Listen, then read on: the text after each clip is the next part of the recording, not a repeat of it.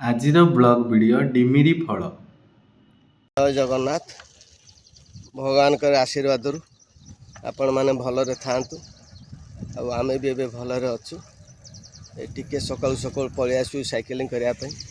ସ୍ୱାସ୍ଥ୍ୟ ହିଁ ଏଇଭଳି ଶାନ୍ତ ପରିବେଶରେ ସକାଳୁ ସକାଳୁ ସାଇକେଲିଂ କରନ୍ତୁ, ନିଜକୁ ଶାନ୍ତ ରଖନ୍ତୁ।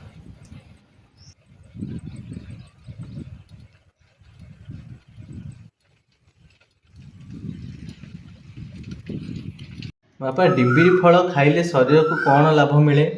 ଡିମିରି ଫଳ ଗୋଟେ ଅଦ୍ଭୁତ ଔଷଧୀୟ ବୃକ୍ଷ। ଏହାର ଫଳ, ପତ୍ର ଓ ଛେଲି କାମରେ ଲାଗିଥାଏ।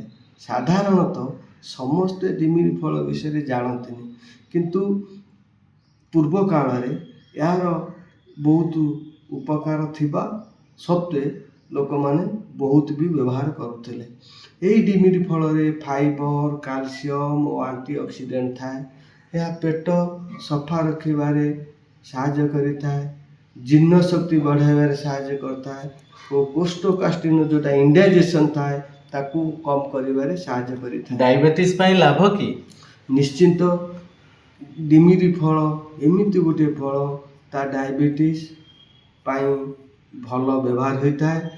ଲୋକ ଏଇ ଡିମିରି ଫଳ ଖାଇବା ଦ୍ୱାରା ରକ୍ତରେ ସୁଗାର ନିୟନ୍ତ୍ରଣ ସାହାଯ୍ୟ ହୋଇଥାଏ, କିନ୍ତୁ ଡାକ୍ତରଙ୍କ ପରାମର୍ଶ ଛଡ଼ା ଔଷଧ ବନ୍ଦ କରିବା ଉଚିତ ନୁହେଁ। କିନ୍ତୁ ଏଇ ଡିମିରି ଫଳର ଛେଲି ବି ବ୍ୟବହାର ହୋଇଥାଏ। ଗଛର ଛାଲ ଓ ପତ୍ର ଉପକାରୀ କି? ନିଶ୍ଚିନ୍ତ। ଗଛର ଛେଲିକୁ ପୁରୁଣା ଦିନରେ ଆଗ କାଳରେ ଯେଉଁ ଲୋକମାନେ ଜାଣିଥିଲେ ଏବଂ ତାକୁ କେମିତି ବ୍ୟବହାର କରୁଥିଲେ, ଯଦି ଘା ହେଉଥିଲା ଏ ଛେଲିକୁ ପାଣିରେ ସିଝେଇ ପାଣିରେ ସେ ଘାକୁ ଧୋଇ ଦେଉଥିଲେ, ଘା ଶୁଖି ଯାଉଥିଲା। ଆଉ ବନ୍ଧୁଗଣ, ଏଇଭଳି ଡିମିରି ଫଳର ଉପକାରିତା ଥିବାରୁ ଆପଣମାନେ ଏଇ ଡିମିରି ଫଳକୁ ବ୍ୟବହାର କରନ୍ତୁ। ଆଉ ଯେଉଁ ବେମାର ସବୁ ଅଛି ସେ ବେମାରକୁ ଏଇ ଫଳ ଦ୍ୱାରା ଭଲ କରନ୍ତୁ। ସୁସ୍ଥରେ ରୁହନ୍ତୁ। ଜୟ ଜଗନ୍ନାଥ।